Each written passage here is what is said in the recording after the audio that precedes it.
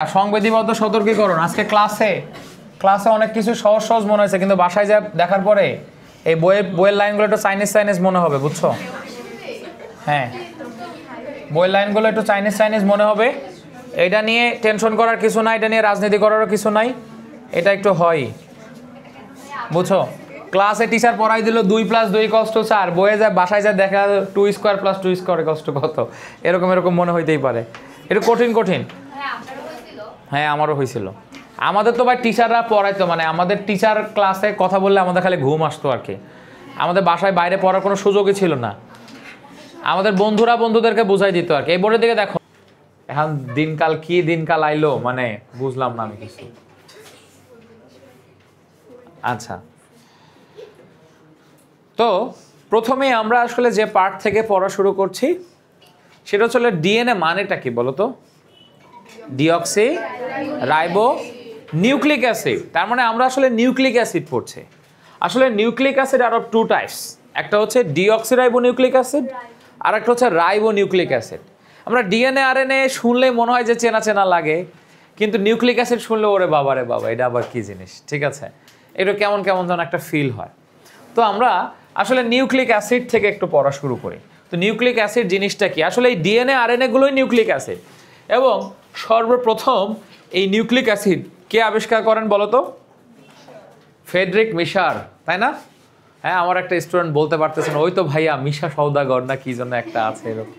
তো আসলে এই যে ফ্রেডরিক মিশার বা মিশা সওদাগর নাকি, তো ইনি আবিষ্কার করেন। এবং তিনি আসলে এটা কোথা থেকে আবিষ্কার করেন? তিনি আসলে এটা ক্ষতস্থানের পুঁজ, মানে এই সমস্ত জায়গা থেকে, অর্থাৎ এটা তিনি এমন একটা জায়গা থেকে আবিষ্কার করেন যেখানে একটা ওউন্ড ছিল, এবং এই ওউন্ডের মধ্যে যেখানে পাস ছিল, এই পাস থেকে তিনি এই জিনিসটা আবিষ্কার করেন। ক্ষতস্থানের পুঁজ রক্ত থেকে আর কি, পুঁজ থাকে না, পুঁজের পুঁজের মধ্যে আসলে অনেক হোয়াইট ব্লাড সেলস থাকে, সেখান থেকে তিনি আবিষ্কার করেন। এবং এই এটার নাম যে নিউক্লিক অ্যাসিড, এই কথাটা বা নামকরণটা করেন হচ্ছে অল্টম্যান, অর্থাৎ আবিষ্কারক ফ্রেডরিক মিশার, আর নেমিং করেন হচ্ছে অল্টম্যান।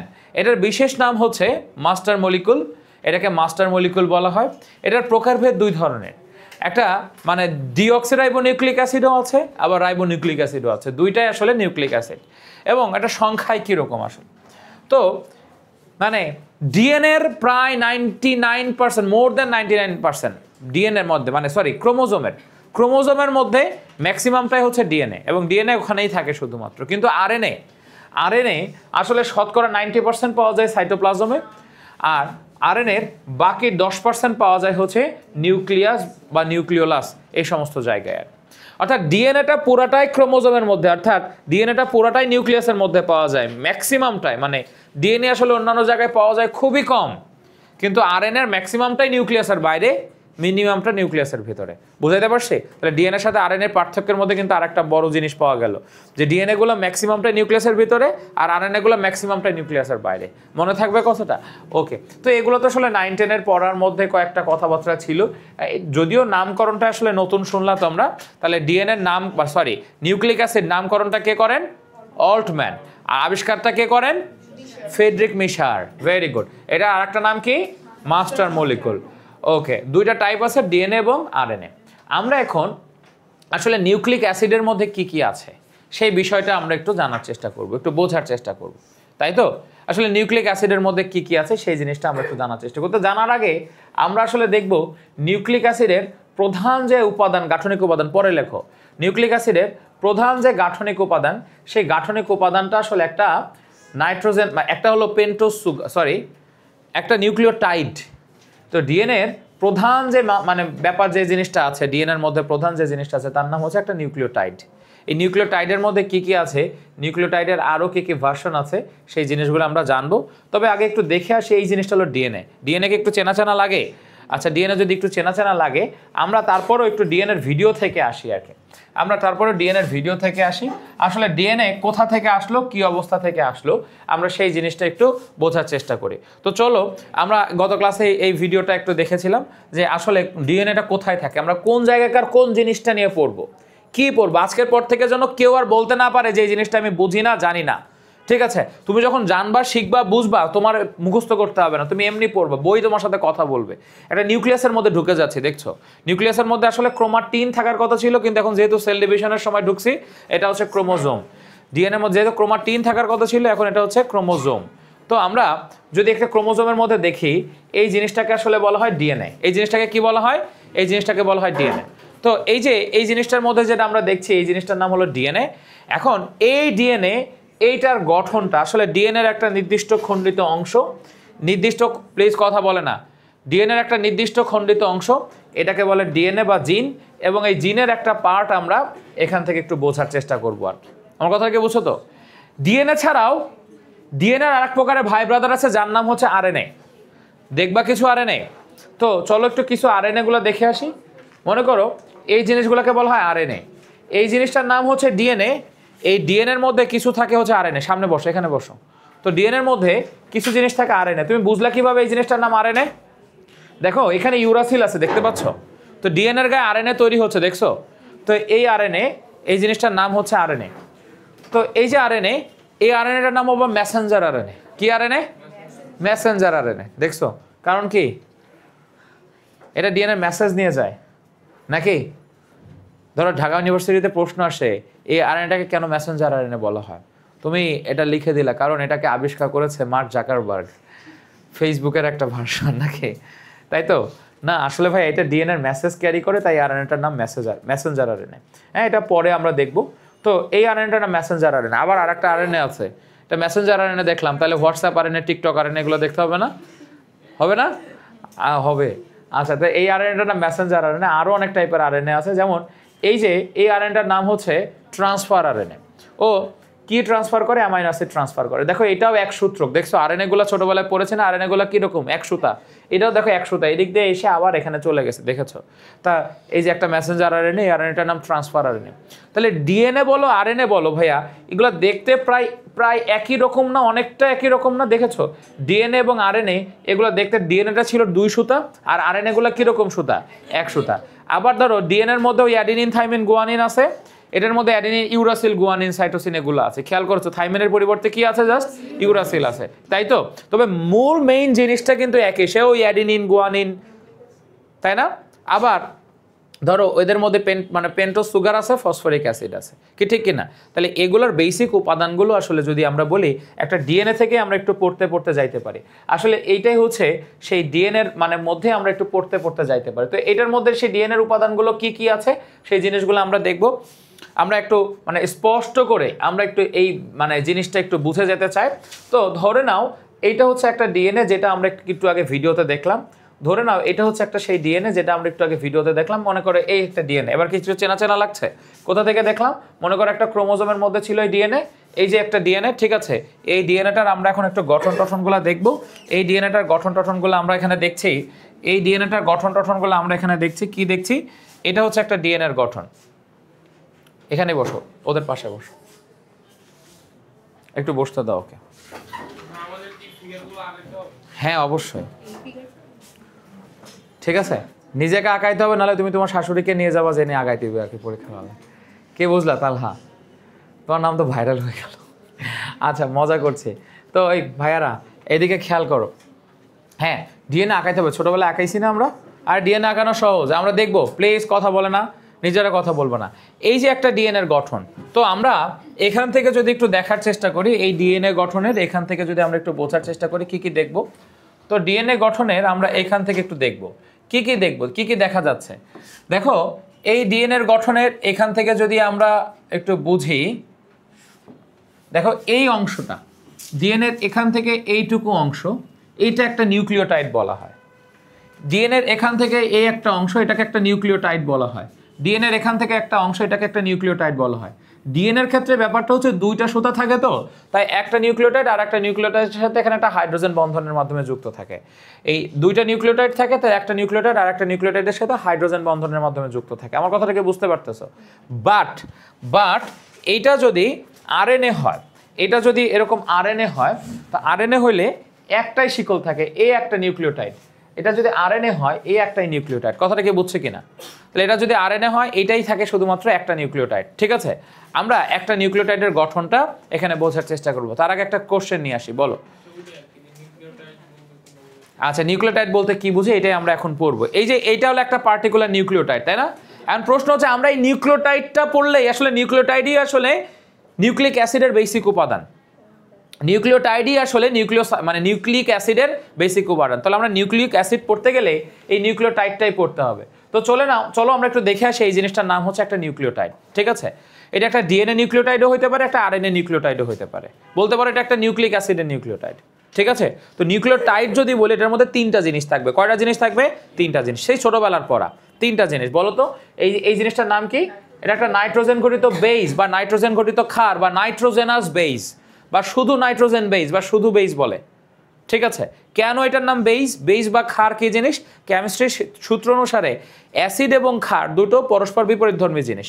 অ্যাসিড তারাই যারা জলীয় দ্রবণে হাইড্রোজেন আয়ন দান করে, অ্যাকুয়াস সলিউশনে হাইড্রোজেন আয়ন ডোনেট করে, আর বেস তারাই যারা অ্যাকুয়াস সলিউশন থেকে জলীয় দ্রবণ থেকে হাইড্রোজেন আয়ন রিসিভ করতে পারে। বুঝাইতে পেরেছে? তাহলে এরা ক্ষার। এরা কেন ক্ষার? এরা অ্যাকুয়াস সলিউশন বা জলীয় দ্রবণ থেকে হাইড্রোজেন আয়ন রিসিভ করতে পারে। এরা কিভাবে হাইড্রোজেন আয়ন রিসিভ করে? এখানে নাইট্রোজেনের মধ্যে এক্সট্রা লোন পেয়ার ইলেকট্রন থাকে কিছু, আর এই লোন পেয়ার ইলেকট্রনগুলো কিছু এই পানির হাইড্রোজেন আয়নগুলো এর সাথে নিয়ে অ্যাটাচ করে ফেলতে পারে। কথা থেকে বুঝাইতে পারছি? তাহলে কি পানিতে হাইড্রোজেন আয়ন কমে যায় না? যেহেতু পানিতে হাইড্রোজেন আয়ন কমিয়ে ফেলতে পারে তাই এরা হলো ক্ষার, মনে থাকবে। আর এই ক্ষারগুলো তৈরি হয়েছে অনেকটা নাইট্রোজেন দিয়ে। এই ক্ষারগুলো বা এই বেসগুলো অনেক তৈরি হয়েছে, এদের স্কেলেটনের মধ্যে কি আছে? অসংখ্য নাইট্রোজেন আছে না? তাই এটাকে বলা হয় নাইট্রোজেন ঘটিত ক্ষার বা নাইট্রোজেনাস বেস বা নাইট্রোজেন দিয়ে তৈরি এক প্রকারের বিশেষ ধরনের ক্ষার। মানে কথাটাকে বুঝাতে পারছি? এরা আবার কয়েক রকমের হইতে পারে, adenine, guanine, thymine, cytosine, uracil, সেটা আবার অন্য জিনিস, সেটাতে আমরা একটু পরে যাচ্ছি আর কি। ক্লিয়ার? তাহলে নিউক্লিওটাইডের মধ্যে কয়টা জিনিস থাকবে? তিনটা জিনিস। তার প্রথম জিনিসটার নাম নাইট্রোজেন ঘটিত ক্ষার, আর একটা জিনিসের নাম হচ্ছে পেন্টোজ সুগার, 5 কার্বন বিশিষ্ট সুগার। এটা আবার দুই রকম হইতে পারে। এটা যদি ডিএনএ হয় তাহলে এটার মধ্যে থাকবে ডিঅক্সিরাইবোজ সুগার, যদি আরএনএ হয় এটার মধ্যে কি থাকবে? Ribose sugar. সুগার কেন বলা হয়? সুগার আসলে তারাই যারা কার্বোহাইড্রেট, মনে থাকবে? কার্বোহাইড্রেট মানে কার্বনের হাইড্রেশন বা কার্বনের জলায়ন।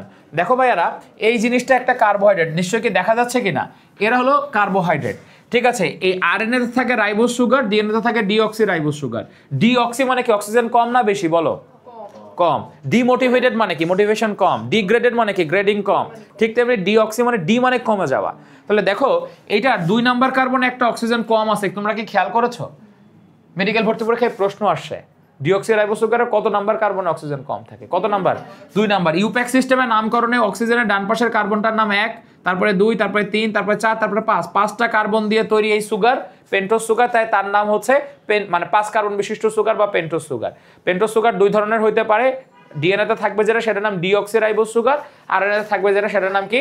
Ribose sugar. মনে থাকবে কথাটা? এইটাই হচ্ছে সেই কাহিনী। এটা হলো সুগার, এটা এক প্রকারের কার্বোহাইড্রেট। গ্লুকোজ যেমন কার্বোহাইড্রেট C6H12O6, এই সুগার একটা কার্বোহাইড্রেট। এটা হচ্ছে রাইবোজ সুগার একটা কার্বোহাইড্রেট হলো C5H10O5, ঠিক আছে? এটা 5 কার্বন বিশিষ্ট সুগার, তাই এটা পেন্টোজ সুগার বলে। আর গ্লুকোজ 6 কার্বন বিশিষ্ট সুগার, তাই এটা হেক্সোজ সুগার বলে।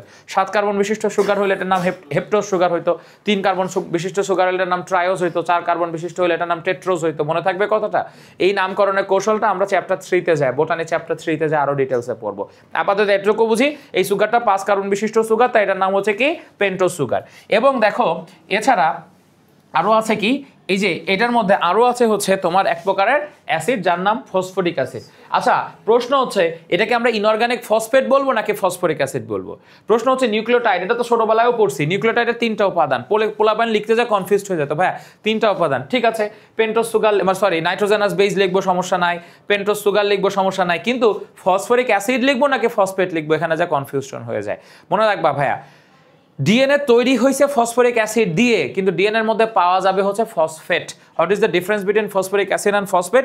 এটাই আজকের ক্লাসের একটু পড়া। দেখো H3PO4 এই জিনিসটার নাম হচ্ছে এক প্রকারের ফসফরিক অ্যাসিড, এই জিনিসটার নাম ফসফরিক অ্যাসিড H3PO4। কিন্তু এইটা দিয়ে ডিএনএ তৈরি হবে, কিন্তু ডিএনএ তৈরি হওয়ার পরে ডিএনএর মধ্যে এখানকার একটা হাইড্রোজেন আয়ন, এখানকার একটা হাইড্রোজেন আয়ন চলে গিয়ে এটা HPO4 - বা এই যে দেখো 2টা হাইড্রোজেন এখান থেকে চলে গেছে, এটা একটা আয়নে কনভার্ট হয়ে যাবে। এই আয়নটার নাম হচ্ছে ফসফেট। ইনঅর্গানিক ফসফেট, না মাটিতেও পাওয়া যায় বা পৃথিবীতে প্রকৃতিতে ভূপ্রকৃতিতে পাওয়া যায়, তাই এটাকে ইনঅর্গানিক ফসফেটও বলে বা ফসফেটও বলে। মনে থাকবে কথাটা। তাহলে ডিএনএর গঠন, ডিএনএ যখন অলরেডি তৈরি হয়ে গেছে, ডিএনএ থেকে তুমি খুলে আইনা দেখাইতেছো, তখন তুমি ফসফেট দেখাইতে পারবা। কিন্তু ডিএনএ তৈরি করার সময় কোন জায়গা থেকে তৈরি হয়েছিল? মানে ফসফরিক অ্যাসিড থেকে তৈরি হয়েছিল। কথাটাকে বুঝাইতে পারছি? তাহলে তুমি বুদ্ধি করে লিখবা। ধরো ডিএনএর গঠন, নিউক্লিওটাইডের গঠন লিখতেছো, তাহলে তোমাকে ফসফেট লেখা উচিত, নট ফসফরিক অ্যাসিড। ঠিক আছে? যদি বলে ডিএনএটা কি দিয়ে তৈরি হয়েছিল, ফসফরিক অ্যাসিড দিয়ে তৈরি হয়েছিল। ক্লিয়ার? তাহলে আমার মনে হয় যে বেসিক জায়গাগুলো তোমাদেরকে ক্লিয়ার করতে পারছি। ঠিক আছে? তো এখন আসি এই যে তিনটা জিনিস, তাহলে ভাইয়া মানে ডিএনএ কি দিয়ে তৈরি হয়েছে, মানে সরি নিউক্লিক অ্যাসিড কি দিয়ে তৈরি হয়েছে? আসলে ডিএনএ নিউক্লিক অ্যাসিড তৈরি হয়েছে না আরএনএ নিউক্লিক অ্যাসিড তৈরি হয়েছে, আমরা এটা আগে জানবো। যদি ডিএনএ নিউক্লিক অ্যাসিড তৈরি হয়, তাহলে এখানে নাইট্রোজেনাস বেস, ডিঅক্সিরাইবোজ সুগার আর একটা ফসফেট, ফসফরিক অ্যাসিড দিয়ে তৈরি হয়ে এখন ফসফেট আছে আর কি। এখন আমরা এই নাইট্রোজেনাস বেসগুলো আবার কয়েক টাইপের আছে, একবার একটু দেখে নাও, তারপর আমি আবার লেখাই দিব, তোমাদেরকে বুঝাই দিব। নাইট্রোজেনাস বেস বা নাইট্রোজেন ঘটিত ক্ষার, এটা আসলে সাধারণত দুই ধরনের আছে। কি কি বলতে পারো? পিউরিন আর পাইরিমিডিন। ভেরি গুড, তোমরা সবাই ট্যালেন্ট, তোমরা পারবে। আসলে নিজের মধ্যে একটা বিশ্বাস রাখো, ভরসা রাখো, পারবে। তো একটা নাম হলো পিউরিন, একটা নাম পাইরিমিডিন। পিউরিন মানে যেগুলো ডাবল সাইকেল সেগুলোকে কি বলে? পিউরিন। আর যেগুলো সিঙ্গেল সাইকেল সেগুলোকে কি বলে? পাইরিমিডিন। দেখো নাম যেটার বড় পাইরিমিডিন, সাইকেল সেটা ছোট, দেখছো? খালি কলসি বাজে বেশি। আর নাম যেটা ছোট পিউরিন, এটার মধ্যে সাইকেল কয়টা? দুইটা। মনে থাকবে তো কথাটা? তাহলে পিউরিনের মধ্যে ডাবল সাইকেল, দেখো এই দুটা কিন্তু ডাবল সাইকেল, তোমরা কি দেখতে পাচ্ছ? এই দুটা কিরকম সাইকেল? Double cycle. এগুলো কিরকম সাইকেল? Single cycle. নিচেরটা সিঙ্গেল সাইকেল পাইরিমিডিন। ভাইয়া ডিএনএতে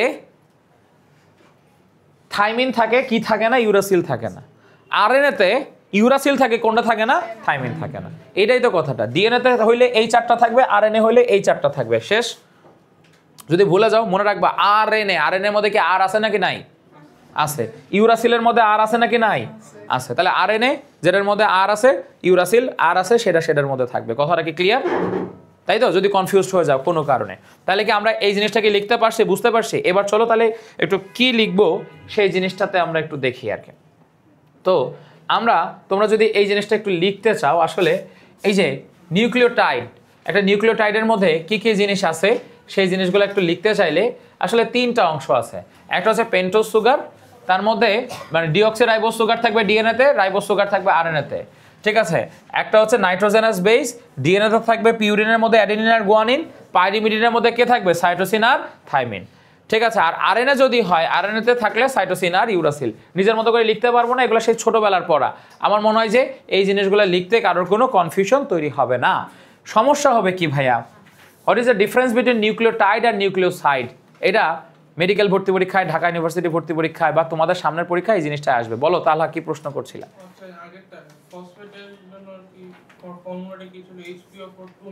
হ্যাঁ, দুইটা হাইড্রোজেন আয়ন কম। আচ্ছা, এখন তুমি ভাইয়া মানে PO4ও শুধুমাত্র লিখতে পারো, বাট এটা বাইফসফেট লেখাটা বেটার আর কি। ঠিক আছে? হ্যাঁ, HPO4 2-। কারো কোনো প্রশ্ন আর? আচ্ছা, এখন আরেকটা জিনিস লেখো ভাইয়া। দেখো এই যে পরীক্ষায় এই প্রশ্নটা আসবে, নিউক্লিওটাইডের সাথে ভাইয়া নিউক্লিওসাইডের পার্থক্য কি, এইটা আগে একটু লিখে নাও। যদি পরীক্ষায় প্রশ্ন আসে নিউক্লিওটাইড কি, নিউক্লিওটাইডের মধ্যে তিনটা জিনিস, টিতে টাইড, টিতে 3, তিনটা জিনিস থাকবে, নাইট্রোজেনাস বেস, পেন্টোজ সুগার আর ফসফরিক অ্যাসিড, এটার নাম নিউক্লিওটাইড। কিন্তু নিউক্লিওটাইড থেকে অ্যাসিডটাকে সাইড করে দিলে বাকি যে জিনিসটা থাকে এই দুটার নাম হলো নিউক্লিওসাইড।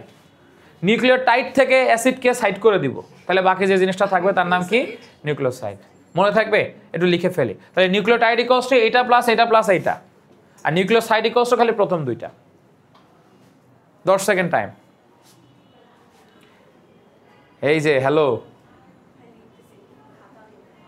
ওরে ভাই সরি ভাই, ভুল হয়ে গেছে ভাই, সরি।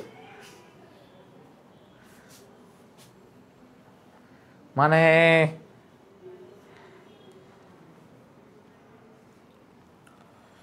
আচ্ছা, তাহলে নিউক্লিওটাইডের সাথে নিউক্লিওসাইডের পার্থক্য বুঝতে পারছি। নিউক্লিওটাইডের মধ্যে খালি এই দুইটা, এই নিউক্লিওটাইডের মধ্যে তিনটা, আর নিউক্লিওসাইডের মধ্যে হলো দুইটা জিনিস, প্রথম দুইটা জিনিস।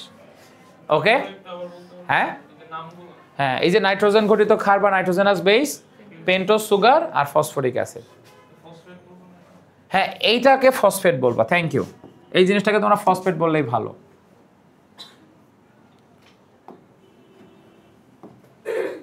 ফসফেট, ফসফেট, এটা হলো পেন্টোজ সুগার। সুগার, এই পেন্টোজ সুগারটার নাম ডিঅক্সিরাইবোজ সুগার, যেহেতু এটা ডিএনএ। আচ্ছা, এবার ডিএনএতে যাওয়ার আগে আমি ছোট্ট আরেকটা জিনিস পড়াই দিব, দ্রুত দ্রুত 10 সেকেন্ড টাইম, খেয়াল করো। তো শেষ হয়েছে না হয়নি?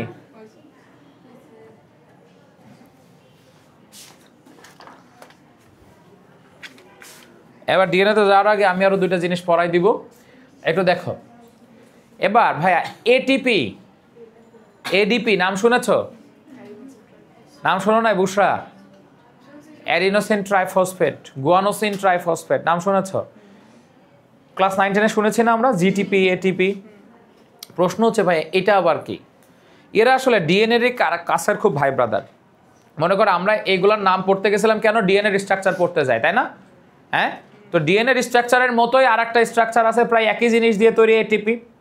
তাহলে নিশ্চয়ই এটাও একটু এই চ্যাপ্টারে পড়ে নেওয়াটা ভালো, তাই না?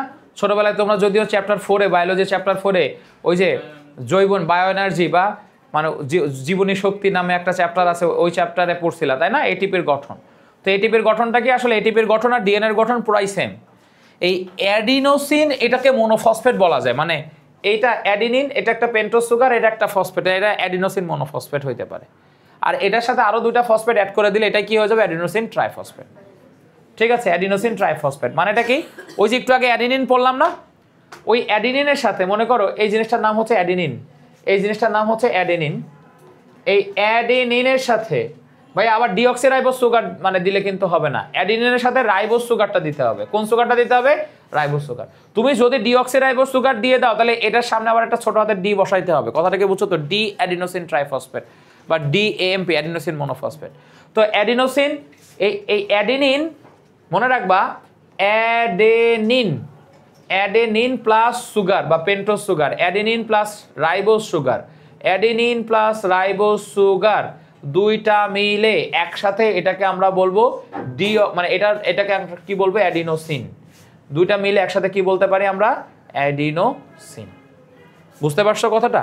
Adenine plus ribose sugar equals to adenosine. তার সাথে একটা ফসফেট হলে মনোফসফেট, দুইটা ফসফেট হলে ডাইফসফেট, তিনটা ফসফেট হলে কি বলবো? ট্রাইফসফেট। তাহলে আমার সাথে সাথে একটু খেয়াল করো ভাইয়া, দেখো অ্যাডিনিন প্লাস পেন্টোজ সুগার যদি হয় অ্যাডিনোসিন, গুয়ানিন প্লাস পেন্টোজ সুগারকে কি বলবো? গুয়ানোসিন, তাই না? অ্যাডিনিন প্লাস পেন্টোজ সুগার যদি হয় অ্যাডিনোসিন, লেখো adenine plus pentose sugar equals to এটাকে কি বলি আমরা? Adenosine, equals to adenosine. Adenine plus ribose sugar বা অ্যাডিনিন প্লাস পেন্টোজ সুগার এটাকে হলো adenosine. Adenosine plus ribose sugar equals to adenosine. তাহলে গুয়ানোসিন প্লাস রাইবোজ সুগারকে কি বলবো? গুয়ানিন প্লাস রাইবোজ সুগারকে বলবো গুয়ানোসিন। ঠিক আছে ভাই, তোমার নাম কি জানো? তানজিম। তানজিম, তুমি আমাকে বলো তো ভাইয়া, তাহলে সাইটোসিন প্লাস রাইবোজ সুগারকে কি বলবো? এই তো ভাইয়া এবারই তো গুলাই গেছে, তাহলে কি সাইটোসিসিন বলবো? ঠিক আছে, সাইটোসিনের মধ্যে তো এমনি একটা সি আছেই, আবার রাইবোজ সুগারের জন্য তার একটা সি লাগাইতে হবে, কি বলবো? না, কি বলবো? হইল না, সাইটিডিন। সাইটিডিন, এইটাই মনে রাখতে হবে। দেখো আমি একটু লিখে দিচ্ছি, এখানে লেখো সবাই। Adenine, adenine plus ribose sugar, guanine, guanine plus ribose, thymine plus ribose, uracil plus ribose, আর সাইটোসিন প্লাস রাইবোজ। ভাইয়া প্রথমটার নাম হচ্ছে অ্যাডিনোসিন, পরেরটার নাম গুয়ানোসিন, পরেরটার নাম থাইমিডিন, থাইমিডিন, ইউরিডিন, ইউরিডিন, আর হলো সাইটিডিন। মনে রাখবা এইভাবে হয়েছে নামটা। কি ছিল? পিউরিন আর পাইরিমিডিন ছিল না? এই কি ছিল? পিউরিন আর পাইরিমিডিন ছিল নাকি? তো পিউরিনের সাথে যদি যোগ হয় তাহলে অ্যাডিনোসিন, আর পাইরিমিডিনের সাথে যোগ হলে ওই লাস্টে ডিন। মনে থাকবে কথাটা? পাইরিমিডিন থেকে ওই ডিনগুলো আসছে। এই তিনটাই তো পাইরিমিডিন, এই তিনটা পাইরিমিডিন না? এই তিনটা কি পাইরিমিডিন না? তাহলে পাইরিমিডিনের সাথে যোগ হলে লাস্টে ডিন। ঠিক আছে, পাইরিমিডিনের সাথে যোগ হলে লাস্টে ডিন হয়েছে, বুঝছি। সামনে আগাবো। আমি সব রাইবোজ সুগার দিছি, ডিঅক্সিরাইবোজ সুগার একটাও দিইনি। এটার সাথে যদি সবগুলো ডিঅক্সিরাইবোজ সুগার দিতাম তাহলে সবার আগে আরেকটা করে ছোট হাতের ডি লিখতে হইতো আর কি, দিয়ে বুঝাইতে হচ্ছে এগুলো সব ডিঅক্সি। কিন্তু আমাদের এটিপি গুলো ডিঅক্সি না, আমাদের এটিপির মধ্যে থাকে রাইবোজ সুগার। এই অংশটা কি শেষ হয়েছে? Sorry for the interruption. আমরা এখন তাহলে এটিপির গঠনটা শিখে ফেলছি। ডিএনএর এবার আরেকটু কয়েকটা বেসিক স্ট্রাকচারে যাব। তো ডিএনএর বেসিক স্ট্রাকচারের মধ্যে এবার কি আছে, কে কথা বলে? আমরা যদি এখান থেকে একটু দেখি, আচ্ছা বলো তো ভাইয়া, এটা অ্যাডমিশন টেস্টের প্রশ্ন, আরএনএতে কোনটি নাই? তাহলে ওই যে টি মানে হচ্ছে থায়ামিন, ঠিক আছে, এই ধরনের প্রশ্ন আসবে। তাহলে যদি বলে এই যে নিউক্লিওসাইড কি, পেন্টোজ সুগার আর নাইট্রোজেনাস বেস, নিউক্লিওটাইড কি, nucleoside plus phosphate group, nucleic acid কি, নিউক্লিওটাইডের পলিমারকে নিউক্লিক অ্যাসিড বলে। এই ব্যাপারগুলো আমরা পরীক্ষায় যদি প্রশ্ন আসে, ঢাকা ইউনিভার্সিটি ভর্তি পরীক্ষায়, মেডিকেল ভর্তি পরীক্ষা আমরা যেন লিখতে পারি আর কি। এইটা হলো প্রশ্ন। এখন আমরা আসি ডিএনএর গঠনের মধ্যে। এই ডিএনএর গঠনের মধ্যে কি কি আছে? তো ডিএনএর গঠন, এটা 9-10 পড়া, আমরা একটু ডিএনএর গঠনটা দেখব। ডিএনএর গঠনটা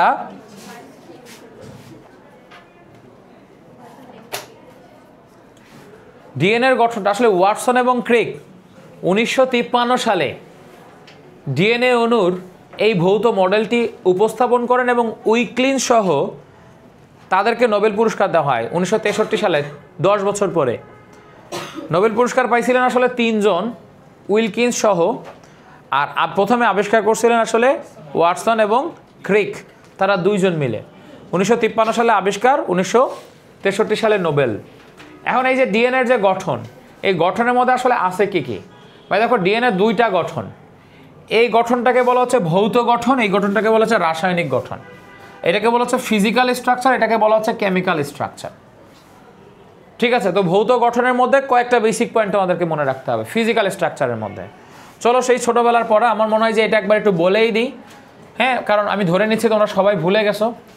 আসলে এই হেলিক্সের ব্যাস, হেলিক্স মানে হচ্ছে দ্বিসূত্রক পেঁচানো সিঁড়ির মতো অবস্থাটাকে বলে হেলিক্স, ডাবল হেলিক্স। এটার ব্যাস মানে এখান থেকে এইটুকুর দৈর্ঘ্য যদি আমরা দেখি, এটা আসলে 20 অ্যামস্ট্রং। কত অ্যামস্ট্রং? 20 অ্যামস্ট্রং। আমরা একটা সিমুলেশন দেখে আসি, 10 সেকেন্ড। আমরা এটার একটা সিমুলেশন দেখে আসি। ও মাই গড,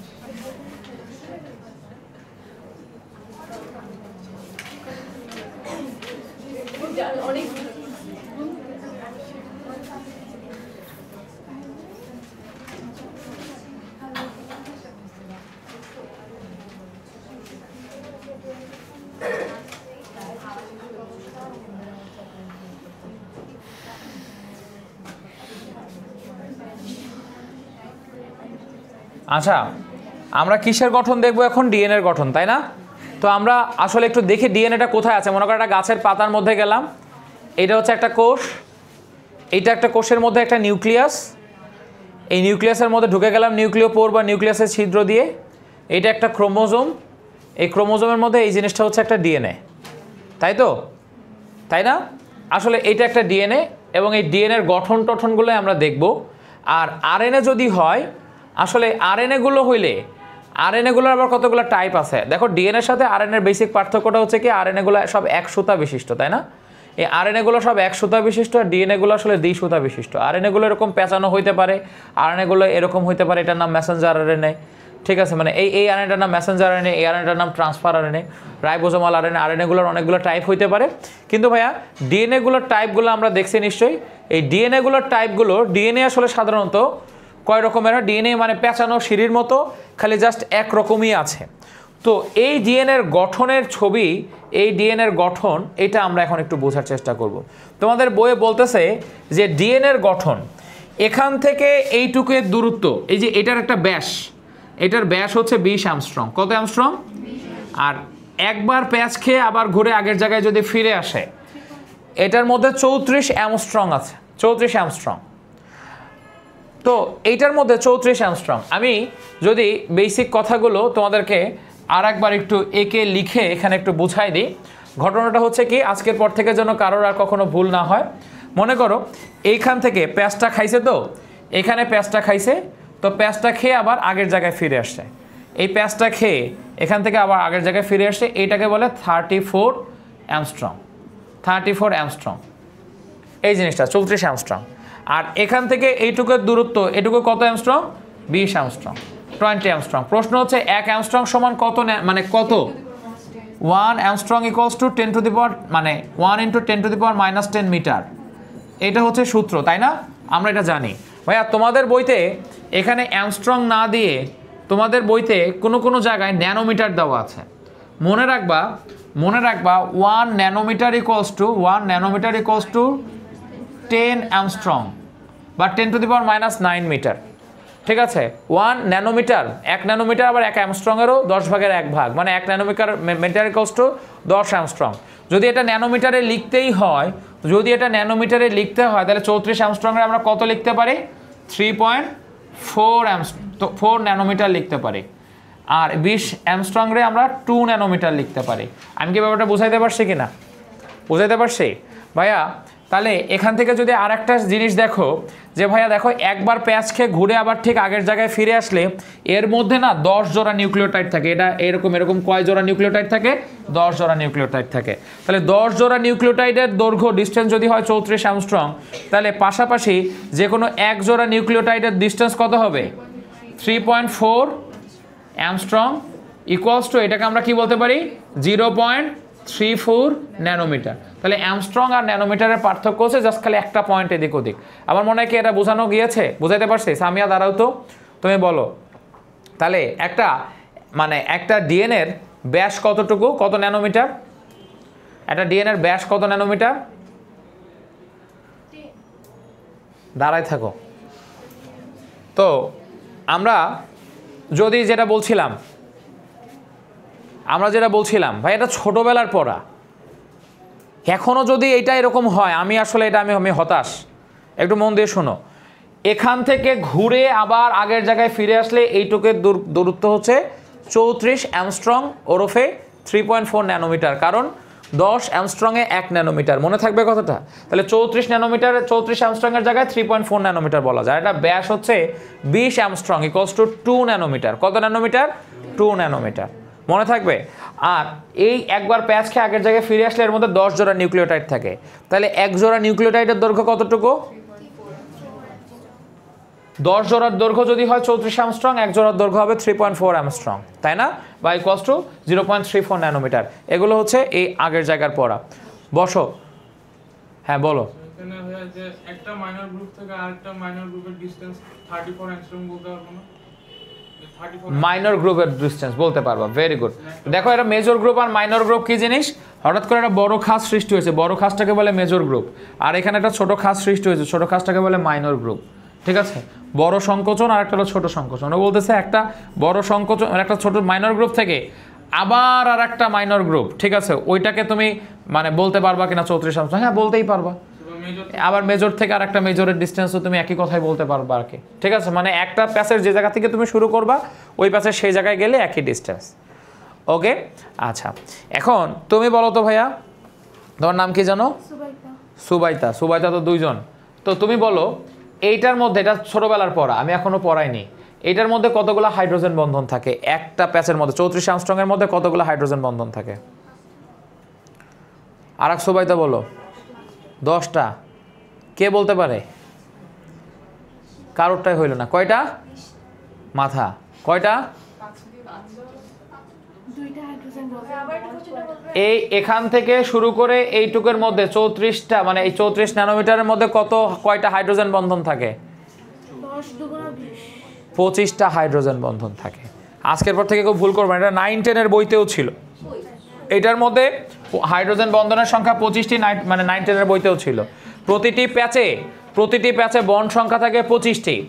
হেলিক্সের ব্যাস 10-20 ন্যানোমিটার। এক জোড়া নিউক্লিওটাইডের দৈর্ঘ্য 3.4 অ্যামস্ট্রং, মানে প্রতিটি ঘূর্ণনের দূরত্ব হচ্ছে 34 অ্যামস্ট্রং। প্রতিটি নিউক্লিওটাইড সংখ্যা 10 জোড়া বা 10 পেয়ার্স। প্রতিটি প্যাচে হাইড্রোজেন বন্ড সংখ্যা 25টি। এখন প্রশ্ন হচ্ছে ভাই হাইড্রোজেন বন্ড কি জিনিস? তোমরা দেখো এখানে গুয়ানিনের সাথে সাইটোসিনের হাইড্রোজেন বন্ড কয়টা থাকে? 3টা। অ্যাডিনের সাথে থাইমিনের বন্ড কয়টা থাকে? 2টা। কেন গুয়ানিনের সাথে 3টা আর অ্যাডিনের সাথে 2টা, মানে এগুলোর কারণটা কি? প্লিজ এদিকে দেখো। এখানে তোমরা যদি দেখো ভাইয়া, এইখানে আমরা দেখব একটা গুয়ানিনের সাথে সাইটোসিন, এদের মধ্যকার হাইড্রোজেন বন্ড। এটা গুয়ানিনের সাথে সাইটোসিন, এদের মধ্যকার হাইড্রোজেন বন্ড। দেখো ভাইয়া, এই অক্সিজেন আছে না, অক্সিজেন অনেকটা ইলেকট্রোনেগেটিভ, হাইড্রোজেন অনেকটা ইলেকট্রোপজিটিভ, হাইড্রোজেন অনেকটা ইলেকট্রোপজিটিভ, অক্সিজেন অনেকটা electronegative, nitrogen electronegative, hydrogen electropositive. তুমি দেখো জাস্ট খালি অপোজিট চার্জ হয়ে গেছে না? আবার তুমি দেখো অ্যাডিনিন, এই হাইড্রোজেন অনেকটা electropositive, nitrogen electronegative, oxygen electronegative, hydrogen electropositive. দেখো তো জাস্ট খালি অপোজিট চার্জটা হয়েছে না? এই অপোজিট চার্জের মধ্যে স্থির বৈদ্যুতিক বল বা ইলেকট্রোস্ট্যাটিক ফোর্স, এরা পাশাপাশি এদেরকে থাকতে সাহায্য করে। এই বন্ডটাকে বলে হাইড্রোজেন বন্ড। ঠিক এই কারণেই অ্যাডিনিনের বিপরীতে থাইমিন ছাড়া অন্য কেউ বসতে পারবে না, আর গুয়ানিনের বিপরীতে সাইটোসিন ছাড়া অন্য কেউ বসতে পারবে না, because of this hydrogen bond. কারণ গুয়ানিনের এখানে যে 3টা অপোজিট আছে, ধরো একটা তুমি একটা চার্জারের প্লাগটা তুমি ঢুকাবার ভিতরে, তাই না? যদি 3 পিনওয়ালাটা হয় 3 পিনের মধ্যে দেই, আমরা 2 পিনওয়ালাটা হলে 2 পিনের মধ্যে দেখি, ঠিক কিনা? তা ঠিক এরকম আর কি। এই 3টা এটার অপোজিট ভার্সন, এইটার অপোজিট ভার্সন, এটা অপোজিট চার্জ রয়েছে। এগুলাকে বলা হয় হাইড্রোজেন বন্ধন। মনে থাকবে, স্থির বৈদ্যুতিক আকর্ষণ, হ্যাঁ, ইলেকট্রোস্ট্যাটিক ফোর্স। তো তুমি একবার এই 10 জোড়া পাশাপাশি 10 জোড়া নিউক্লিওটাইডের মধ্যে, ঠিক আছে, 5টা অ্যাডিনিন থাইমিন বন্ধন থাকবে, মনে থাকবে, আর 5টা গুয়ানিন সাইটোসিন বন্ধন থাকবে। গুয়ানিন সাইটোসিনের মধ্যে কয়টা, মানে সব মিলে 10 জোড়া আর কি, সব মিলায় 10 জোড়া।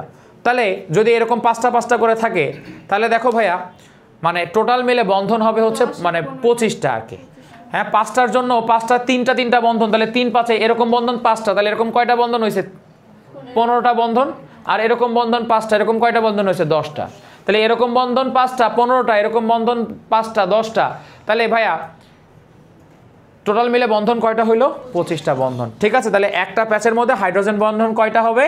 25টা। তুমি যদি ভুলে যাও, এই রেকর্ডিংটা আবার গ্রুপে থাকবে, তোমরা আরেকবার একটু শুনে নেবা, আরেকবার একটু দেখে নেবা, ক্লিয়ার হয়ে যাবে। কারো কোনো প্রশ্ন আছে? এটা ছিল হলো ফিজিক্যাল স্ট্রাকচার। এবার আমরা একটু কেমিক্যাল স্ট্রাকচারে আসি। ভাইয়া, এই যতগুলো অ্যাডিনিন ঠিক ততগুলো থাইমিনই বসবে, যতগুলো গুয়ানিন ততগুলো সাইটোসিনই বসবে। এই কথাটা বলছিলেন বিজ্ঞানী সারগাফ, তাই তার নাম অনুসারে এই সূত্র, এই থিওরিটার নাম হয়েছে সারগাফস ল। এবং অ্যাকর্ডিং টু দ্য সারগাফস ল, সারগাফ আবার এই কথাটাও বলেছেন, তাহলে পুরো ডিএনএতে যতগুলো অ্যাডিনিন আছে ঠিক ততগুলো থাইমিনই থাকবে, আর যতগুলো গুয়ানিন আছে ততগুলো কি থাকবে? সাইটোসিনই থাকবে। ঠিক আছে, এবং ডিএনএর একটা সুতা অন্যটা সুতার পরিপূরক। One strand of the DNA is complementary to another. Complementary কথাটা মানেটা কি? দেখো, এই কলমের জন্য এই ক্যাপটা হচ্ছে কমপ্লিমেন্টারি। তুমি এই কলমের জন্য এই ক্যাপটা না দিয়ে তুমি যতই অন্য কোনো ক্যাপ দিতে চাও, ঠিক এখানে খাপে খাপ লাগবে না। আমার কথাটাকে বুঝাইতে পারছি? এই কলমের জন্য এই ক্যাপটা হলো, দেখো এটা কি দুইটা মিলে কি সেম? এই কলম আর এই ক্যাপ কি সেম না, কিন্তু এরা একে অন্যের পরিপূরক। ঠিক আছে, তাই এটাকে বলা হয় এই সুতা এই সুতার পরিপূরক। এই যে এদিকে খেয়াল করো, এই সুতাটার পরিপূরক, মনে থাকবে এই ডিএনএটা এই জিনিসটার পরিপূরক বা কমপ্লিমেন্টারি। ক্লিয়ার? কারোর কোনো প্রশ্ন আছে জিনিসটা নিয়ে? তাহলে দেখো, ডিএনএর এই দুইটা সুতা কি একই রূপ নাকি পরিপূরক? They are not similar but they are complementary to another. যদি এখানে অ্যাডিনিন থাকে থাইমিন থাকবে, সাইটোসিন থাকলে গুয়ানিন থাকবে। তুমি এই পাশের একটা সুতা থাকলে তুমি বুঝে ফেলতে পারবো অপোজিট পাশের সুতায় কি হবে। ক্লিয়ার? কারোর কোনো প্রশ্ন? তাহলে এই জিনিসটাই ছিল সারগাফস লয়ের প্রথম মানে মেইন কাহিনী আর কি।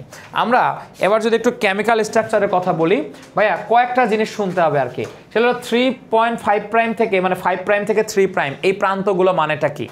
ভাইয়া তোমরা যদি ডিএনএর দুইটা প্রান্তের কথা বলো, আসলে ডিএনএর না দুইটা প্রান্ত আছে। ডিএনএর কয়টা প্রান্ত আছে? ডিএনএর দুইটা প্রান্ত। তো ডিএনএর প্রান্তগুলো আসলে কি কি প্রান্ত বলে দেখো, একটা প্রান্তের নাম 3 প্রাইম থেকে 5 প্রাইম প্রান্ত, আর একটা প্রান্তের নাম হচ্ছে 5 প্রাইম থেকে 3 প্রাইম প্রান্ত। তো প্রান্তগুলো মানেটা কি? ধরো ডিএনএ তো দুইটা সুতা নাকি, একটা যদি লাল সুতা হইতো, একটা যদি কালো সুতা হইতো, তাহলে আমরা বলতাম লালডা না কালাডা, বলতে পারতাম না? বলতে পারতাম তো। আবার একটা যদি সবসময় বামেই থাকতো আর একটা যদি সবসময় ডানেই থাকতো, তাহলে বামের সুতা ডানের সুতা বলতে পারতাম। কিন্তু সোজা হয়ে বসো, কিন্তু সুতাগুলো দেখো এরকমভাবে খালি পেঁচাইতেই থাকে, একবার একটা বামে আছে আর একবার একটা কোথায় চলে গেছে ডানে। তাহলে এই বাম ডান মিলায় এই সুতাগুলোকে আমরা কি বলতে পারি? মানে নামকরণ করতে হবে এদেরকে, আইডেন্টিফাইড একটা নাম, যে বৈশিষ্ট্য শুধু ওরই আছে। তাহলে আমরা বাম পাশের সুতাটাকে বলতে পারি 5 প্রাইম থেকে 3 প্রাইমের সুতা, 5 থেকে 3 প্রান্ত বিশিষ্ট সুতা। আর একটা নাম দিতে পারি 3 প্রাইম থেকে 5 প্রাইম বিশিষ্ট সুতা। এইটা একদম এদের ইউনিক স্ট্রাকচার। তুমি বলবো ভাই এটা মানেটা কি, কোথা থেকে আসলো, কেন 5 কেন 3, কেন এটা 7 9 হইল না, কেন এটা 12 15 হইল না, কেন 5 থেকে 3 দিয়েছে? বিকজ কিসের জন্য? কার্বন সংখ্যার উপরে ভিত্তি করে। 9 10 এটা তোমাদের কারো কারো ক্ষেত্রে পড়া ছিল, কারো কারো পড়া নাই। দেখো তুমি যদি এই দুইটা সুতার মধ্যে পার্থক্য দেখো, এটা কেমিক্যাল স্ট্রাকচারের মধ্যে যায় দেখো, এটা হলো অ্যাডিনিন, এই জিনিসটার নাম কি? এটা একটা পেন্টোজ সুগার, পড়াইছিলাম না, 5 কার্বন বিশিষ্ট ডিঅক্সিরাইবোজ সুগার, কি ঠিক কিনা? দেখো ভাইয়া এই পেন্টোজ সুগারটার অক্সিজেন উপরের দিকে আছে, কিন্তু এর এই পাশের পেন্টোজ সুগারগুলোর অক্সিজেন সব নিচের দিকে আছে। তোমরা কি দেখেছো নাকি দেখো নাই? এই পাশের পেন্টোজ সুগারগুলোর অক্সিজেন, এই পাশের পেন্টোজ সুগারগুলোর অক্সিজেন নিচের দিকে, এই পাশের পেন্টোজ সুগারগুলোর অক্সিজেন নিচের দিকে, এই পাশের পেন্টোজ সুগারগুলোর অক্সিজেন উপরের দিকে, খেয়াল করছো? এই পাশের ফসফেট উপরের দিকে, এই পাশের ফসফেটটা নিচের দিকে, তুমি খেয়াল করছো? তার মানে ভাইয়া তাহলে তুমি তো এটা আসলে আবার একটু অবৈজ্ঞানিক হয়। বাম পাশেরটা তুমি বললা এটা সোজা সুগারের শিকল আর একটা উল্টা সুগারের শিকল, কথাটা একটু উল্টা হয়ে গেল, মানে কথাটা একটু অবৈজ্ঞানিক হইলো না? তাহলে জিনিসটাকে তো নাম দিয়ে বলতে হবে। ইউপ্যাক সিস্টেমে কোনো একটা জৈব যৌগ বা অর্গানিক কম্পাউন্ডের নামকরণ, নেমিং তোমরা একটু হলেও শিখছো ক্লাস 9 10-এ। পেন মানে ওই যে কি বলে অকটেন বিউটেন পড়েছো না এই জিনিসগুলো? তো ঠিক কার্বন সংখ্যার উপরে ভিত্তি করে এদেরকে নামকরণ করা যেতে পারে। দেখো এইটার 5 নম্বর কার্বন উপরে, এটার 5 নম্বর কার্বন নিচে, তাহলে আমরা কি বলতে পারি না উপরে 5 নিচে 3 বা 5 থেকে 3? আর দেখো এইটার যে অক্সিজেনের ডান পাশের কার্বনটা 1 নাম্বার কার্বন, এটা হলো 2 নাম্বার কার্বন, এটা হলো 3 নাম্বার কার্বন, এটা 4 নাম্বার, এটা 5 নাম্বার, এটা 3 নাম্বার কার্বন উপরে 5 নাম্বার নিচে, তাহলে এটাকে আমরা বলতে পারি না 3 থেকে 5? বলতে পারি কিনা? দেখো বাম পাশের কার্বনের ক্ষেত্রে, বাম পাশের সুগারের ক্ষেত্রে দেখো উপরে 5 নিচে 3, তাহলে বলতে পারি না 5 থেকে 3? আর ডান পাশের ক্ষেত্রে আমরা এটা বলতে পারি না 3 থেকে 5? বুঝাইতে পারছি? তাহলে এটা হলো 5 থেকে 3, এটার নাম কি 3 থেকে 5। তাহলে এটা 5 থেকে 3 প্রান্ত বিশিষ্ট সুতা, এটা 3 থেকে 5 প্রান্ত বিশিষ্ট সুতা। ক্লিয়ার? বুঝাইতে পারছি? তাহলে হাইড্রোজেন বন্ধন শিখছি, 5 থেকে 3 প্রান্ত বিশিষ্ট সুতার মানে কি শিখছি। আচ্ছা ভাই, আর এটার ওজন এত ছোট যে এটা ডালটন একক নামে একটা অন্য এককে এইটার আসলে ভরটরগুলো মাপা হয়, ঠিক আছে? তো এটার এরকম একটা ডালটনের এককে তোমাদের বইয়ে পয়েন্টগুলো দেওয়া আছে। বলো বুশরা, কি প্রশ্ন? ভাইয়া দেখো আরএনএ তুমি কোন সাইড থেকে হিসাব করবো সেটার উপরে। তুমি কি আরএনএ নিচে লেজটারে মাথা ধরবো না মাথাটারে লেজ ধরবো, ওটা তো সবসময় ঘুরপাক খাইতে থাকবে আর কি, বুঝো নাই?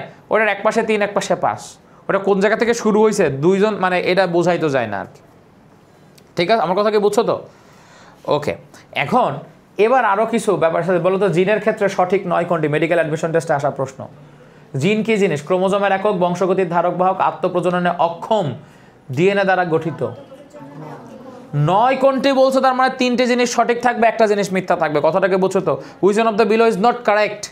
3টা অ্যান্সার কারেক্ট থাকবে। আত্মপ্রজননে সক্ষম এরা, ডিএনএ রেপ্লিকেশন একটু পরে আমরা পড়বো আর কি, ডিএনএ রেপ্লিকেশন। ক্লিয়ার? তাহলে আমরা এখন সেই ডিএনএ রেপ্লিকেশনে যাচ্ছি আর কি। তাহলে ডিএনএর স্ট্রাকচার তো আমরা বুঝে ফেলছি, আমরা জাস্ট খালি ছোট করে ডিএনএ রেপ্লিকেশন কী জিনিস, আরএনএ গঠন আমরা নেক্সট ক্লাসে পড়বো। আমরা এখন একটু ডিএনএ রেপ্লিকেশন কী জিনিস সেই ডিএনএ রেপ্লিকেশনে আমরা একটু যাব। তো ডিএনএ রেপ্লিকেশন সম্পর্কে তোমাদেরকে যদি একটু পড়াই খুব দ্রুত, ডিএনএ রেপ্লিকেশনটা যদি একটু পড়াই, কয়টা বাজে? 12টা 4 বাজে। আমরা 12টা 15-20-এর মধ্যে পড়া শেষ করে দিব আর কি, একটু শুরু করতেই তো আমাদের 15 মিনিট লাগে। তো এদিকে খেয়াল করো, ডিএনএ প্রতিলিপন, এই চুপ, একদম চুপ, স্ট্যাচু হয়ে বসে থাকো। তো ডিএনএ প্রতিলিপন বা ডিএনএ রেপ্লিকেশন, প্রশ্ন হচ্ছে ভাইয়া এটাকে ডিএনএ অনুলিপন বলবো না প্রতিলিপন বলবো? ডিএনএ রেপ্লিকেশনের বাংলা কি? ডিএনএ অনুলিপন নাকি ডিএনএ প্রতিলিপন? শোনো ভাইয়া, এইটার ভালো বাংলা হচ্ছে ডিএনএর অনুলিপন। আজকের পর থেকে কেউ ভুল করবে না, হ্যাঁ? কিন্তু কোনো কোনো জায়গায় তোমাদের বইতেও এবং স্যার এটা লিখে নোটও লিখে দিয়েছে, ডিএনএর প্রতিলিপন বলে।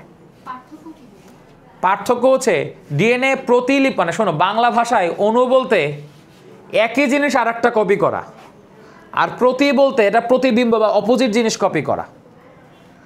আমার কথাকে বুঝাইতে পারছি? তো এটা আমরা আসলে হুবহু সেম জিনিস কপি করি, এটা হলো ডিএনএ অনুলিপন হওয়ার কথা, ইংলিশে ডিএনএ রেপ্লিকেশনই। কিন্তু ট্রান্সক্রিপশন নামে আর একটা জিনিস শিখবো নেক্সট ক্লাসে, সেইটার বাংলা হওয়া উচিত ডিএনএর প্রতিলিপন।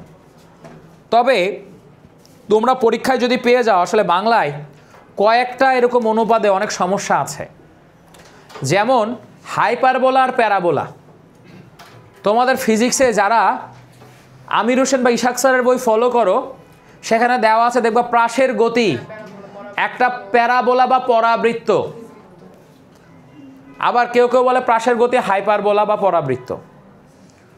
এটা মেডিকেলেও আসছে এই প্রশ্ন, এবং অনেকে ভুলও করছে। তপন স্যারের বইতে দেওয়া আছে প্যারাবোলা মানে পরাবৃত্ত, ইশাক স্যারের বইতে দেওয়া আছে হাইপারবোলা মানে প্যারাবৃত্ত। দেখছো তোমরা? তোমরা দেখছো এই জিনিসটা, যা ভালো মতো খেয়াল করবা। তো বেসিক্যালি ভাইয়া, path of A projectile is parabola, মানে প্যারাবোলা মানে আসলে অধিবৃত্ত বোঝানো হয়। Path of A projectile is parabola বা অধিবৃত্ত, এটা পরাবৃত্ত নয়। মেডিকেলে যদি এটা আসে, ইশাক স্যারের বইটা ফলো করাটা বেটার, কিন্তু বাংলায় এটা এরকম মানে প্রচলিত একটা সমস্যা। তো ঠিক একই জিনিস অনুলিপন আর প্রতিলিপনের ক্ষেত্রেও প্রযোজ্য। আমরা যেটা পড়ছি ডিএনএ রেপ্লিকেশন, এটা সঠিক বাংলা হচ্ছে ডিএনএ অনুলিপন।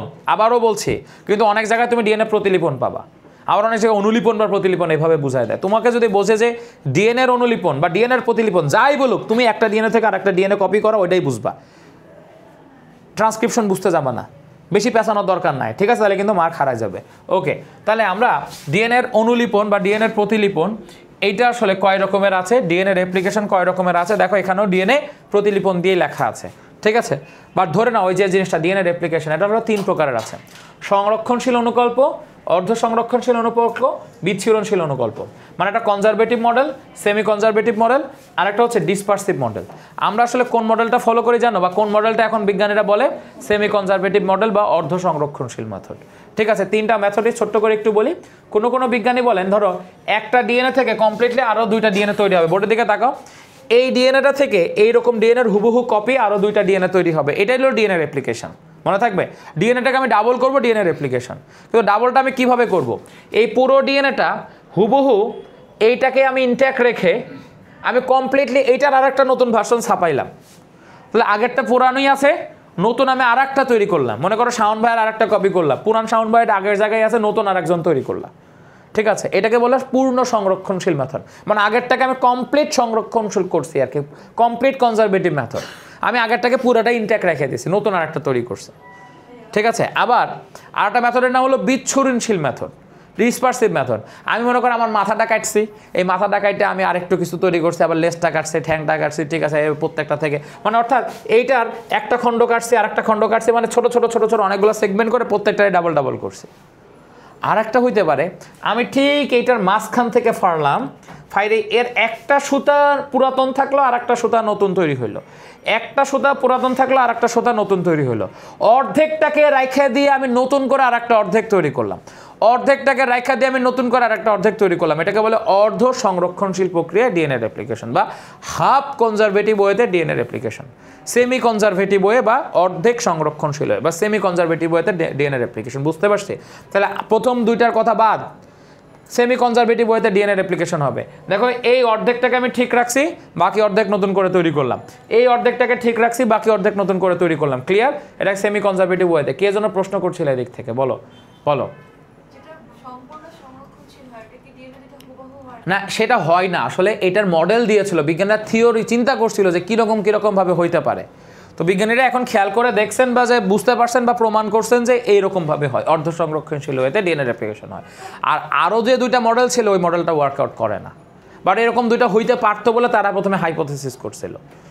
ঠিক আছে, আমার কথা কি ক্লিয়ার? পূর্ণ সংরক্ষণশীল মেথড হয় না, এই সেমি কনজারভেটিভ মেথডই হয়। এখন সেমি কনজারভেটিভ মেথডে ডিএনএ রেপ্লিকেশনটা কীভাবে হয় দেখো ভাইয়া। সেমি কনজারভেটিভ মেথডে ডিএনএ রেপ্লিকেশন হওয়ার জন্য আমি প্রথমে একটু গল্প আকারে বলে দিই, তারপরে একটা ভিডিও দেখবো, তারপরে কীভাবে লিখতে হবে সেটা শুনে আমাদের ক্লাস শেষ। 10 সেকেন্ড, এটা খেয়াল করো। প্রথমে এইটা একটা ভালো ডিএনএ ছিল, এই ডিএনএটার একটা প্যাচটা খুলে যাবে, দুই পাশ থেকে দুইটা প্যাচ খুলে যাবে। প্যাচ খুলে গেলে একটা ডিএনএ কমপ্লিট মানে রেপ্লিকেশন হবে, আর একটা ডিএনএর মধ্যে মানে একটু খণ্ড খণ্ড খণ্ড খণ্ড রেপ্লিকেশন হবে আর কি। একবার শুনে নাও, প্রথম প্রথম নতুন লাগবে, পরে একবার ক্লিয়ার হয়ে যাবে কমপ্লিটলি। নড়াচড়া করে না, স্ট্যাচু হয়ে বসে থাকো, এইদিকে দেখো। তাহলে এই উপরেরটাকে বলা হয় একটা কন্টিনিউয়াস রেপ্লিকেশন, এটার নাম লিডিং স্ট্র্যান্ড আর এটার নাম ল্যাগিং স্ট্র্যান্ড। ল্যাগ মানে পিছায় পড়ে থাকে, এটা একটু থেমে থেমে থেমে থেমে, এটা একটু লোকাল ট্রেনের মতো হয়, এই জন্য নিচেরটা হলো পিছায় পড়ে থাকে, ল্যাগিং স্ট্র্যান্ড বলে, আর উপরেরটার নাম হলো লিডিং স্ট্র্যান্ড। কেন কীভাবে ভিডিওতে দেখব। এবং এইটার জন্য আসলে কতগুলো এনজাইমস দরকার হয়, এই এনজাইমসগুলো প্রায় 6টা, এই 6টা এনজাইমস দরকার হয়। এই 6টা এনজাইমসের কাজ তুমি যদি মনে রাখো তাহলে পয়েন্ট পয়েন্ট এই 6টা এনজাইম কী করে এই কথা মনে রাখা তুমি যদি লিখতে থাকো, পরীক্ষা একটা প্রশ্ন আসলে এটাই আসবে। 6টা এনজাইমের কাজ মনে রেখে তুমি যদি খালি সিরিয়াল অনুসারে লিখতে থাকো পয়েন্ট পয়েন্ট করে, তাহলে এটা তোমার পরীক্ষায় লেখা হয়ে যাবে, ঠিক আছে। এবং এরকম একটা ছবি তুমি এঁকে দিতে পারবা আর কি, যে এরকম একটা ছবি তুমি এঁকে দিতে পারবা। তো এই 6টা এনজাইমগুলোর নাম কি কি একবার একটু নামগুলো শোনো। Topoisomerase, DNA helicase, DNA polymerase, single standard binding protein, ligase, primase, ঠিক আছে। আমি এটার সাথে আর একটা দুইটা এনজাইম একটু অ্যাড করে দিব। তো পরে লেখো, এটা কিন্তু রেকর্ডেডও হচ্ছে, তুমি এটা ছবিতেও দেখতে পাবা। আর আমি আজকের স্লাইডগুলো অবশ্যই আমি এটা গ্রুপে দিয়ে দিচ্ছি, যারা লিখতে পারোনি, যেহেতু আজকে একটু দ্রুত পড়তেছি সবাই মিলে বসে বসে এটা একটু দেখতেছি, আমি স্লাইডটা যারা লিখতে পারোনি আমি অবশ্যই গ্রুপে দিয়ে দিব। দেখো আমরা একটু ভিডিওটা দেখে আসি, তাহলে আমরা ডিএনএ রেপ্লিকেশনের ভিডিওটা একটু বোঝার চেষ্টা করি, এবং আশা করি আজকের পর থেকে কারো ডিএনএ রেপ্লিকেশন নিয়ে কোনো সমস্যা হবে না। সমস্যা হলে এই জিনিসটা আরেকবার একটু দেখে নিবা। তো ডিএনএ রেপ্লিকেশনটা কীভাবে হইতেছে, এই যে বোর্ডের দিকে খেয়াল করো, এটা হলো ডিএনএ রেপ্লিকেশন। প্রথমে মনে করো ডিএনএটার পেঁচানো সিঁড়ির মতো আছে কি না? তো ডিএনএ পেঁচানো সিঁড়ির মতো আছে, আমাকে আগে একটা প্যাচটা খুলতে হবে, বুঝছো? আমরা কি করলাম, এই মানে নর্মালি প্যাচটা খুলে ফেললাম। প্যাচটা খুলে দেখো তো দুইটা স্ট্যান্ড আছে, এই একটা স্ট্যান্ড, এই একটা স্ট্যান্ড, একটা 3 থেকে 5 প্রাইম আর একটা 5 থেকে 3 প্রাইম স্ট্যান্ড, কি ঠিক কিনা? তাহলে দুই পাশে দুইটা স্ট্যান্ড আছে, এবং এই যে অ্যাডিনের সাথে থাইমিন, গুয়ানিনের সাথে সাইটোসিনের বন্টনগুলো আছে। কি এবার কি বুঝতে পারতেছো ডিএনএ জিনিসটা কীরকম? তাহলে এই বন্ডগুলোকে আমি এখন একটু ব্রেক করবো আর কি। দেখো এই যে এটা 5 থেকে 3 প্রাইম আর একটা নিচেরটা হচ্ছে তাহলে কি প্রাইম, 3 থেকে 5 প্রাইম প্রান্ত। আমার মনে হয় এখন তোমার এই জিনিসগুলো একটু ইজি লাগছে, তাই না? আমরা এবিসিডি তো শিখে ফেলেছি। এখন এদের মাঝখান থেকে আগে এদের মাঝখানে কি বন্ধন আছে বলো তো? এই যে মাঝখান দিয়ে হাইড্রোজেন বন্ধন। ভেরি গুড, আমাকে এই হাইড্রোজেন বন্ধন ব্রেক করতে হবে। তো হাইড্রোজেন বন্ধন ব্রেক করার জন্য যে এনজাইমটা প্রথমে আসবে সেই এনজাইমটার নাম হলো হেলিকেজ। নাম কি? হেলিকেজ। ডিএনএর হেলিক্সগুলোকে ভেঙে ফেলবে আর কি। তাহলে হেলিকেজ এনজাইম প্রথমে আসলো। হেলিকেজ এনজাইমস এসে কি করলো, এই ডিএনএর যে হেলিক্স, ডাবল হেলিক্স, যে হাইড্রোজেন বন্ধন দিয়ে ওরা সিঁড়ি পেঁচানো সিঁড়ির মতো ছিল, সেই হেলিক্সগুলোকে বন্ধ করে দিল, বিচ্ছিন্ন করে দিল। কথাটাকে বুঝছো তো? বিচ্ছিন্ন করে ওরা সামনের দিকে আগাইতে আসে। দেখো তো ভাইয়া, এটাকে দেখতে অনেকটা কাঁটা চামচের মতো মনে হয় না? এটাকে দেখতে অনেকটা কাঁটা চামচের মতো মনে হচ্ছে নাকি হচ্ছে না বলো? হচ্ছে। এটা কাঁটা চামচের মতো মনে হচ্ছে না অনেকটা? এই কাঁটা চামচটাকে বলা হচ্ছে রেপ্লিকেশন ফর্ক। এই কাঁটা চামচটাকে কি বলা হচ্ছে? এটাকে রেপ্লিকেশন ফর্ক। ফর্ক মানে কাঁটা চামচ, মনে থাকবে? তাহলে এটা রেপ্লিকেশন ফর্ক তৈরি করলো আর কি, এটা কাঁটা চামচের মতো তৈরি করলো। ভাইয়া এই যে পেঁয়াজটা খুলে যে যাইতেছে, এরা পিছনে যায় তো আবার আমদুদ একই হয়ে যেতে পারো, আদারে পড়ে থাকলে এরকম হয়ে যেতে পারে না? অর্থাৎ এরা আবারও যে অ্যাটাস্টেড হয়ে যেতে পারে না? পারবে না। কেন পারবে না? এখানে আসবে দুই ধরনের এনজাইম, যে কোনো একটা আসবে, আইদার টোপোআইসোমারেজ আসবে অথবা ডিএনএ গাইরেজ আসবে। তোমাদের বই লেখা আছে, একটু শোনো, রেকর্ডেড হচ্ছে, আর একবার শুনে নিবা। টোপোআইসোমারেজ নর্মালি আসে আমাদের ইউক্যারিওটিক সেলদের ক্ষেত্রে, এরা এসে এটা আলাদা মানে আলাদাই থাকতে সাহায্য করে, যেন এক না হয়ে যায় সেই কাজটা করে। এটা যদি আদি কোষ হইতো, ব্যাকটেরিয়ার কোষ হইতো, তাহলে গাইরেজ আসতো। আমাদের আসে টোপোআইসোমারেজ, ব্যাকটেরিয়ার হলে কি আসতো? গাইরেজ আসতো। কথাটাকে বুঝো তো? এরা যেন এক না হইতে পারে এই কাজটা করে। শুধু টোপোআইসোমারেজ একা পারে না, এর জন্য এর আরও সাহায্য লাগবে। সিঙ্গেল স্ট্যান্ডার্ড বাইন্ডিং প্রোটিন নামে, এসএসবিপি নামে আরেকটা প্রোটিন আসা লাগবে, ওরাও ওই কাজটা করে। দুই ধরনের প্রোটিন, তাহলে টোপোআইসোমারেজ আর সিঙ্গেল স্ট্যান্ডার্ড বাইন্ডিং প্রোটিন, এরা যেন আবার এক না হয়ে যায় সেই কাজটা করে। আমি কি বোঝাইতে পারছি? তাহলে আমি ছোট্ট করে একটু পিছন থেকে আসি। প্রথমে ডিএনএটা ছিল, হেলিকেজ এনজাইম এসে এটা বিচ্ছিন্ন করে দিল। বিচ্ছিন্ন অংশ যেন এক না হয় এই কাজটা করবে টোপোআইসোমারেজ। ইউক্যারিওটিক কোষে, প্রোক্যারিওটিক কোষে করবে গাইরেজ। আর এদেরকে হেল্প করার জন্য আসবে সিঙ্গেল স্ট্যান্ডার্ড বাইন্ডিং প্রোটিন। তাদের কাজ একই, ঠিক আছে? এসএসবিপি বা সিঙ্গেল স্ট্যান্ডার্ড বাইন্ডিং প্রোটিন। তো এরা স্ট্যান্ড করে একটা সিঙ্গেল স্ট্যান্ডার্ড রাখবে, ডাবল স্ট্যান্ডার্ড হইতে বাধা দিবে আর কি। মন দিয়ে শোনো, গল্প আকারে শুনে নাও, দেখবা যে পড়াটা এমনি হয়ে গেছে। এবং তারপরে যেটা হবে, এই যে দুই পাশে যে চলে গেল, এই যে দেখো উপরের দিকে একটা আর নিচের দিকে একটা, তুমি এখন খালি দেখতে থাকো। দেখো আসলে নতুন করে যখন ডিএনএ তৈরি হবে, নতুন ডিএনএর পলিমার তৈরি করতে পারবে ডিএনএ পলিমারেজ। তবে ভাইয়া শুরু করার জন্য এখানে প্রাইমার নামে একজন আসতে হবে আর কি। প্রাইমার কি জিনিস? ধরো এই জায়গায় বিল্ডিং করার আগে এখানে একটা টিন শেডের ঘর তৈরি করা হয়েছিল না? টিন শেডের ঘর তৈরি করে আগে ওই যে এমপ্লয়িরা কিছু ছিল, যারা ওয়ার্কাররা ছিল, তারা ছোট ছোট করে কাজ করছে। এখন কি টিন শেডের ঘরটা আছে এখানে? তাহলে ফাইনাল করার আগে এই ছোট্ট একটা জায়গায় টিন শেডের ঘর তৈরি করে এই দিকটাকে তৈরি করার পরে টিন শেডের ঘরটা ফেলাই দিয়ে বাকি অংশটা তৈরি করে দিচ্ছি, কি ঠিক কিনা? তাহলে শুরু করার জন্য ওই যে টিন শেডের ঘরটা ছিল না, ওইটার নাম হলো প্রাইমার। নাম কি? শুরু করে আর কি যে। আর প্রাইমার তৈরি করার জন্য যে এনজাইম লাগবে তার নাম হচ্ছে প্রাইমেজ এনজাইম। নাম কি? Primase enzyme. তাহলে প্রথমে আসবে হচ্ছে প্রাইমেজ। প্রাইমেজ এসে এটা প্রাইমার তৈরি করবে। প্রাইমারগুলো হলো অনেকটা আরএনএ দিয়ে তৈরি হয়। প্রাইমেজ এনজাইম, এই যে কোন এনজাইম আসছে? প্রাইমেজ। লাস্টে এএসি থাকা মানে এনজাইম, লাস্টে এএসি থাকা মানে কি? এনজাইম। তাহলে এই প্রাইমেজ এসে এটা আরএনএ প্রাইমার তৈরি করলো। এই যে দেখো এই জিনিসটার নাম হলো আরএনএ প্রাইমার। দেখো এটা কি দিয়ে তৈরি? RNA primer. এটা পরে থাকবে না, ফাইনালি এগুলো রাখা যাবে না। এটা একটা টেম্পোরারি জিনিস, ঠিক আছে? জাস্ট খালি স্টার্টিং করলো এবং স্টার্টিং করে দিছে। এখন বাকি অংশ একটা ডিএনএ পলিমারেজ এসে খালি ডিএনএর গায়ে নতুন করে ডিএনএ তৈরি করবে। এই অংশটুকু ছিল আরএনএ দিয়ে তৈরি, বাকি অংশ ডিএনএ পলিমারেজ ডিএনএর গায়ে নতুন করে ডিএনএ তৈরি করতেছে। এবং তোমাদের বই আরও স্পেসিফিক্যালি লেখা আছে এই ডিএনএ পলিমারেজটার নাম ডিএনএ পলিমারেজ 3। ডিএনএ পলিমারেজ 3 খালি জায়গায় নতুন করে ডিএনএ তৈরি করতেছে। দেখো, এবং মজার বিষয় হচ্ছে ভাইয়া, এই ডিএনএ পলিমারেজ যে পলিমার তৈরি করবে এটা শুধু একদিক বরাবরই তৈরি করতে পারে। আমাদের দেহের যে এনজাইম এরা শুধু 5 থেকে 3 প্রাইমের দিকে তৈরি করতে পারবে, অপোজিট দিক থেকে পারবে না। বিক্রিয়াগুলো এদিক থেকেই হইতে আসতে হবে, অপোজিট দিকে তৈরি হওয়া সম্ভব না। তাহলে তোমাদের মনে এখন প্রশ্ন হচ্ছে, ভাই তাহলে নিচের স্ট্যান্ডটা তো উল্টা, তাহলে নিচের স্ট্যান্ডে কি হবে? হ্যাঁ, নিচের স্ট্যান্ডে এটা উপরে, এটা এদিক থেকে এদিকে হবে, নিচের স্ট্যান্ডে এদিক থেকে এদিকে হবে। তাহলে যদি বলে মেডিকেলে প্রশ্ন আসে ডিএনএ রেপ্লিকেশন কোন দিক থেকে কোন দিকে হয়, তোমাকে বলতে হবে 5 থেকে 3 দিকে হয়। যদি বলে ডিএনএ সুতার কোন দিক থেকে কোন দিকে হয়, ওই পুরান সুতাটা 3 থেকে 5 এর দিকে হয়, আর নতুন সুতার 5 থেকে 3 দিকে হয়। মনে থাকবে কথাটা মেডিকেলে যদি প্রশ্ন আসে। এই দেখো, নতুন যে সুতাটা তৈরি হচ্ছে তার নিজের 5 থেকে 3 এর দিকে হয়, আর যে সুতাকে যে সুতাকে রেপ্লিকেট করতেছে তার অপোজিট সুতার উল্টা দিক, তো তাই না? উল্টা এই 3 থেকে 5 এর দিকে, ঠিক আছে? নিজের সুতার 5 থেকে 3 এর দিকে। আমি কি বুঝাইতে পারছি সবাইকে? পিছনে বুসা বুঝতে পারছো? বুসার পাশের জন্য তোমার নাম কি যেন? শারিন, বুঝতে পারছো? আচ্ছা, এদিকে একটু মনোযোগ দাও ভাইয়া। বুঝতে তো পারছো, আমি তো কিলবিল করার স্টাইল দেখে বুঝতেছি তুমি অন্যদিকে চিন্তা করতেছো। তোমরা দুইটাও ভাইয়া প্লিজ, তোমরা আসলে অনেক ট্যালেন্ট, কিন্তু একটু মনোযোগ দাও, দেখবা যে ভাইয়া এই দিন শেষে তোমার রেজাল্ট ভালো হইলে না তোমার নিজের কাছেই ভালো লাগবে। হ্যাঁ, মানে আমি কেন তোমাদেরকে এরকম করে বলি, দেখবা যে রেজাল্ট ভালো হলে তোমার নিজের কাছেই ভালো লাগবে। তখন দেখো ভাইয়ার প্রতি সব রাগ মাটি হয়ে গেছে, না ভাইয়া আমাকে ক্লাসে কেন আমার নাম বললো, ভিডিও ভাইরাল হয়ে গেল কেন, ঠিক আছে? বাট দেখবা যে রেজাল্ট ভালো হইলে ভাইয়া ভালো লাগবে, তোমরা আসলেই পারো ভালো। এদিকে দেখো, তাহলে আমরা যেটা বলছিলাম, এই যে 5 থেকে 3 এর দিকে এরকমভাবে রেপ্লিকেশন হইতে আছে। এখন হইতেছে তো হইতেছেই, এই উপরের সুতাটা একটু আগায় যাবে, নিচের সুতা একটু পিছায় থাকবে। উপরের সুতাটাকে বলবে লিডিং স্ট্র্যান্ড আর নিচের সুতাটাকে বলবে ল্যাগিং স্ট্র্যান্ড। কেন জানো? নিচের সুতা তো রেপ্লিকেশন খালি এদিক থেকে এদিকে হইতেছে, এদিক থেকে এদিকে হইতেছে। উপরের সুতাটা কন্টিনিউয়াস রেপ্লিকেশন হবে, আর নিচের সুতায় কন্টিনিউয়াস রেপ্লিকেশনটা হবে না। নিচের সুতায় কন্টিনিউয়াস রেপ্লিকেশনটা হবে না।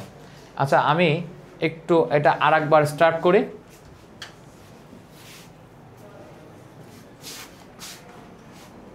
কি হয়েছে রে? ও,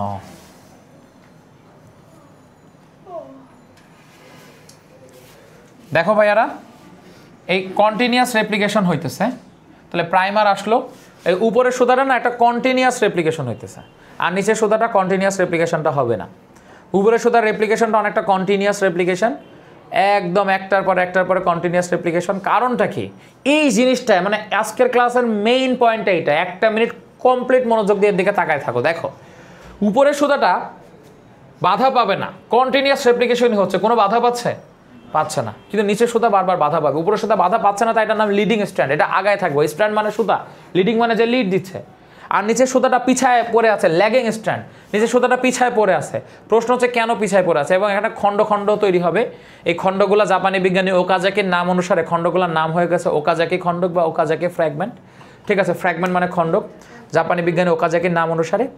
নিচের সুতায় না ভাইয়া, যেহেতু বারবার প্রাইমার দেওয়া লাগে এবং রেপ্লিকেশন এদিক থেকে এদিকে হইতে হবে, উপরের সুতায় একবার প্রাইমার দিলেই চলে। আর নিচের সুতায় বারবার প্রাইমার দেওয়া লাগে, তারপরে রেপ্লিকেশন দেখো 5 থেকে 3-এর দিকে হইতেছে। দেখো বারবার প্রাইমার কেন, এটাই তোমাকে উপলব্ধি করতে বলছি। দেখো এদিকে তাকায় থাকো, বারবার প্রাইমার কেন দেওয়া লাগে, যে এখানে আবার প্রাইমার দিল, আবার রেপ্লিকেশন করছে। হ্যাঁ, বারবার প্রাইমার দেওয়া লাগতেছে এবং রেপ্লিকেশন হইতেছে। ও প্রশ্ন করছে ভাইয়া, সুবাইদা প্রশ্ন করছে বারবার কেন প্রাইমার দেওয়া লাগে, ওইটা চিন্তা করার জন্য তোমাদেরকে এখানে দিতে বললাম আর কি। ঠিক আছে, এই মানে বারবার প্রাইমার দিতে হচ্ছে কেন, একটু পিছনে আসি।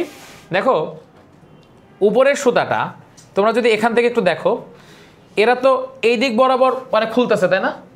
তো উপরের সুতায় ওইদিকে একবার প্রাইমার দিলে ও খানিকটা খুলতেছে আর রেপ্লিকেশন হইতেছে, ও খানিকটা খুলতেছে রেপ্লিকেশন হইতেছে, খানিকটা খুলতেছে রেপ্লিকেশন হইতেছে, কোনো সমস্যা নাই।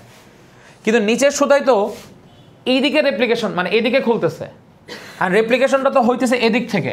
তাহলে খানিকবার এই দিক থেকে তৈরি করলে আবার খানিকটা খুললো, আবার এদিক থেকে তৈরি করলে আবার খানিকটা খুললো, আবার এদিক থেকে তৈরি করলে আবার খানিকটা খুললো। খেয়াল করছো? আর যতবার তৈরি করা শুরু করবে ততবার তাকে প্রাইমার দিতে হবে। আর এই বারবার প্রাইমার দেওয়ার কারণে নিচের সুতাটা পিছায় পড়ে থাকে। আর বারবার প্রাইমার দেওয়ার কারণে এই যে বারবার যে মানে তৈরি করা শুরু করতেছে, একটা খণ্ড খণ্ড থাকতেছে। রেল লাইনের মাঝখানে যেরকম একটা বিচ্ছিন্ন বিচ্ছিন্ন থাকে না, ঝকঝক ঝকঝক করে যে জায়গাটার কারণে, ওই রকমভাবে এরা খণ্ড খণ্ড থাকতেছে। আর এই খণ্ড খণ্ডগুলোর নাম হচ্ছে ওকাজাকি খণ্ডক, বা জাপানি বিজ্ঞানী ওকাজাকির নাম অনুসারে নিচের খণ্ডকটার নাম ওকাজাকি খণ্ডক। এই আমি কি ল্যাগিং স্ট্যান্ডের কথা আরেকবার একটু বলবো, 1 মিনিট দেখো, লাস্ট একবার একটু বলে দিচ্ছি। কি বললাম, উপরের সুতাটা এদিক বরাবর খুলতেছে আর এদিক বরাবর একটা কন্টিনিউয়াস রেপ্লিকেশন হইতেছে, আর নিচের সুতাটা এদিক বরাবর খুলতেছে। রেপ্লিকেশন তো হইতে হবে এই দিক বরাবর, তাই না? তাহলে একবার এদিক বরাবর রেপ্লিকেশন হলে আবার খানিকটা খুললো, আবার এদিক বরাবর রেপ্লিকেশন হলে আবার খানিকটা খুললো, আবার এদিক বরাবর রেপ্লিকেশন হলে আবার খানিকটা খুললো। ঠিক আছে, তাই এই রেপ্লিকেশনটা বারবার কন্টিনিউয়াস হয় না, বারবার হইতে হয়। আর যতবার শুরু করা লাগবে ততবার একবার করে প্রাইমার দেওয়া লাগবে, তাই সুতাটা পিছায় পড়ে থাকে। তাই সুতাটার নাম ল্যাগিং স্ট্যান্ড। উপরে সুতা একবার শুরু করলেই হয়, তাই এটা লিড দিতে পারে, এটা আগায় থাকে, তাই লিডিং স্ট্যান্ড। আর নিচের সুতায় অনেক বেশি খণ্ড খণ্ড তৈরি হবে, তাই এই খণ্ডকটার নাম ওকাজাকি খণ্ডক। এই কথাটাই পরীক্ষায় একটা ছবি এঁকে দেখাই দিতে হবে টিচারকে। এই যে নিচে ল্যাগিং স্ট্যান্ডে খণ্ডক থাকবে ওকাজাকি খণ্ডক, উপরেরটাই লিডিং স্ট্যান্ডে কোনো খণ্ডক থাকবে না। বলো কি প্রশ্ন?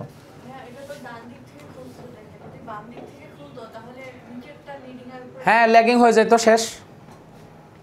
ঠিক আছে, নিচেরটা লিডিং হয়ে যেত, ল্যাগিং হয়ে যেত, এটাই শেষ। আচ্ছা, আর কারো কোনো কোশ্চেন? একজন একজন করে। হ্যাঁ, আর একটা খণ্ড, এবার আরএনএ খণ্ডকটা আছে। তোমার প্রশ্ন কি বলি?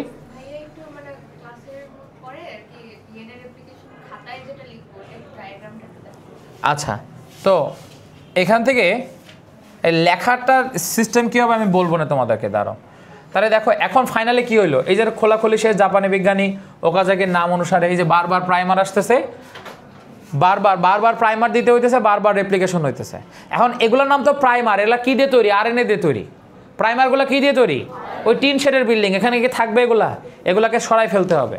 তো ও যে আবার জিজ্ঞেস করলো ভাই এগুলো খুলে যাইতেছে কেন, কে জন্য জিজ্ঞেস করলো? খুলে যাইতেছে কারণ আমাকে এখন আরএনএগুলোকে চেঞ্জ করে ফেলতে হবে।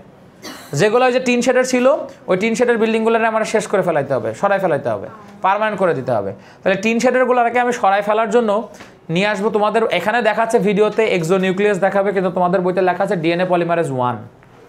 প্রথমে বলছিলাম ডিএনএ পলিমারেজ 3-র কথা, আর এগুলোকে চেঞ্জ করতে দেখো সরাই ফেলার জন্য যেটা সাহায্য করে তার নাম ডিএনএ পলিমারেজ 1। ঠিক আছে, এক্সোনিউক্লিয়াস মানে ডিএনএ পলিমারেজ 1। ঠিক আছে, এবং দেখো আবার ডিএনএ পলিমারেজ 3 আবার খালি জায়গায় নতুন ডিএনএ তৈরি করে দিল। ঠিক আছে, এই যে এই সমস্ত জায়গাগুলোতে নতুন ডিএনএ তৈরি করে দিলা।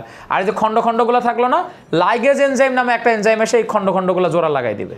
লাইগেজ এনজাইম নামে একটা এনজাইম এসে খণ্ডগুলোকে কি করে দিবে? জোড়া লাগাই দিবে। এই লাইগেজ এনজাইম এসে খণ্ডগুলোকে জোড়া লাগাই দিবে। তো লাইগেজ এনজাইম যে জোড়া লাগাই দিল, এই খণ্ডগুলো আবার আগের মতো চলতে থাকলো আর কি। লাইগেজ এনজাইমের মাধ্যমে এটা জোড়া লেগে গেছে। কথাটা কি বুঝতে পারছি না? তাহলে এই যে 5টা এনজাইমের কথা বললাম, তুমি খালি এই 5টা এনজাইমের কথা যদি পরীক্ষায় লেখো, এই 5টা এনজাইমের কথা যদি পরীক্ষায় লেখো, 5টা না আরও 2টা আমি অ্যাড করে দিছি, এই 7টা এনজাইমের কথা তুমি যদি লেখো তাহলে পরীক্ষায় তুমি মার্ক পেয়ে যাবে আর কি। ঠিক আছে, তো এখন কি করতে হবে? তোমাদের বইয়ে 3 ভাগে ভাগ করছে। এইটাকে বলছে ডিএনএ রেপ্লিকেশনের সূচনা। ঠিক আছে, কন্টিনিউশন যখন হইতেছে এটা প্রলম্বিতকরণ, আর ফাইনালি ওই যে লাইগেজ এনজাইম আসছে সমাপ্তিকরণ। প্রথম 3টাকে সূচনার মধ্যে দিয়েছে, মাঝখানেরটা কন্টিনিউশনের মধ্যে দিয়েছে, ফাইনাল মানে লাস্টের 2টাকে টার্মিনেশনের মধ্যে দিয়েছে। আমি কি বুঝাইতে পারছি কিনা? তো এখন পরীক্ষায় ছবি আসলে কোন ছবিটা আঁকবা? এই যে এরকম একটা ছবি এঁকে দিবা বইয়ের মধ্যে। ঠিক আছে, আর এই মেজর পয়েন্ট মানে এনজাইমের নাম অনুসারে কাজগুলো কি কি সেই জিনিসগুলো দেখবা। আর সংবিধিবদ্ধ সতর্কীকরণ, আজকে ক্লাসে ক্লাসে অনেক কিছু সহজ সহজ মনে হয়েছে, কিন্তু বাসায় যা দেখার পরে এই বইয়ের লাইনগুলো একটু চাইনিজ মনে হবে, বুঝছো? হ্যাঁ, বইয়ের লাইনগুলো একটু চাইনিজ মনে হবে। এটা নিয়ে টেনশন করার কিছু নাই, এটা নিয়ে রাজনীতি করারও কিছু নাই, এটা একটু হয়, বুঝছো? ক্লাসে টিচার পড়াই দিল 2 + 2 = 4, বইয়ে যায় বাসায় যা দেখা 2² + 2² = কত, এরকম মনে হইতেই পারে। একটু কঠিন। হ্যাঁ, আমারও হয়েছিল। আমাদের তো ভাই টিচাররা পড়াইতো, মানে আমাদের টিচার ক্লাসে কথা বললে আমাদের খালি ঘুম আসতো আর কি। আমাদের বাসায় বাইরে পড়ার কোনো সুযোগই ছিল না। আমাদের বন্ধুরা বন্ধুদেরকে বুঝাই দিত আর কি। এই বোর্ডের দিকে দেখো, এই যে ডিএনএ রেপ্লিকেশন নিয়ে একটা টপিক দেওয়া আছে তোমাদের বইয়ে, প্লিজ পড়া তো শেষ, খালি দেখা নাও পরীক্ষায় কি লিখবা। কি নিব না? ওই এক্সাম তো নিব। আরে দেখো, কথা বলো না, চুপ করো খালি। বুঝলাম না, আমাদের টিচাররা তো বেশি পড়ালে আমরা খুশি হইতাম। বুঝলাম না কিছু। এই যে দেখো, পিডিএফ দেওয়া আছে ভাই, খুললা দেখ একটু, বোর্ডের দিকে তাকাও। তাহলে প্রথমে যেটা ডিএনএ স্ট্র্যান্ডের সূচনায় দেখো, ধাপ 1, ডাবল হেলিক্সের 2টা স্ট্র্যান্ডকে পৃথকীকরণ। এই যে দেখো, একটা রেপ্লিকেশন ফর্কের কথা লেখা আছে। ফর্ক কে সৃষ্টি করবে? হেলিকেজ এনজাইম আছে। আচ্ছা, তারপরে এই যে টপো আইসোমারেজ এনজাইম পুনরায় একসাথে তৈরি প্যাচ একসাথে জড়ো হইতে দেয় না, লেখা আছে। আর বলছিলাম যে গাইরেজ এনজাইম আদি কোষে বা ব্যাকটেরিয়াদের ক্ষেত্রে এই কাজটা কে করে? Gyrase enzyme. আর একটা বলছিলাম single strand DNA binding protein এদেরকে হেল্প করে, তাই না? থাপ্পড় দেবো কিন্তু আবার ধরে। তো দুটি স্ট্র্যান্ড যেহেতু একটি পরিপূরক, পুনরায় পৃথক হইতে দেয় না, সিঙ্গেল স্ট্যান্ডার্ড বাইন্ডিং প্রোটিন। দেখো এটাকে আবার মানে এটা যে সংযুক্ত হইতে চায়, এ যে কাজটা করে একই কাজটা এটা করতে থাকে আর কি। তারপরে দেখো আমরা যেটা বলছিলাম, এই যে দেখো ওরা এরকম মাঝে মাঝে একটা রেপ্লিকেশন বাবল তৈরি করে। এটাকে বাবল মনে হচ্ছে না? হঠাৎ করে যেরকম বাবল মনে হচ্ছে না, এরকম একটা রেপ্লিকেশন বাবল তৈরি করে। এই যে ডিএনএ পলিমারেজ 3, দেখো নতুন স্ট্র্যান্ড সর্বদা 5 থেকে 3 অভিমুখী হয়ে থাকে, খেয়াল করছো কিনা? এবং আরএনএ প্রাইমেজ এনজাইম একটা প্রাইমার তৈরি করে, এবং প্রাইমারগুলো কি দিয়ে তৈরি হয়? আরএনএর প্রাইমার তৈরি হয়। আমরা পড়েছি ডিএনএ পলিমারেজ 3 ওই খালি জায়গায় নতুন করে ডিএনএ তৈরি করে, ডিএনএ পলিমারেজ 1 ওইগুলোকে রিপ্লেস করে বলেছিলাম। বাসায় যেয়ে পড়বা, নেক্সট ক্লাসে দরকার হলে আমি এটা আরেকবার বলে দিব। আর ফাইনালাইজ ভাইয়া, দেখো ডিএনএ রেপ্লিকেশন করলে 1000টার মধ্যে একটা ভুল হইতে পারে, এই কথাটা বলার জন্য আমি এটা বের করছি।